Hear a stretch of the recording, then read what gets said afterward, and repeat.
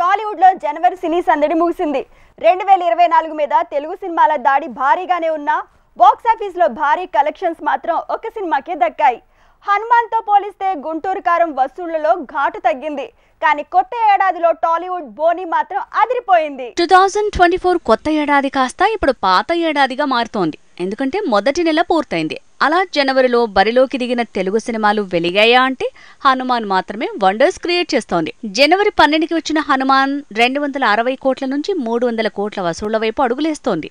జనవరిలో సినీ సునామీ అనుకుంటే ఆ సునామీ అంతా హనుమాన్ ఆడే థియేటర్స్ లోనే కనిపించింది.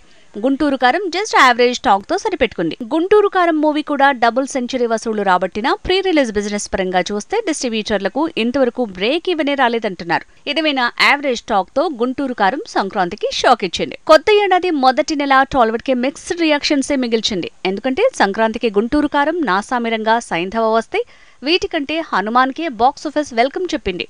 వసూళ్ల వరదొచ్చింది.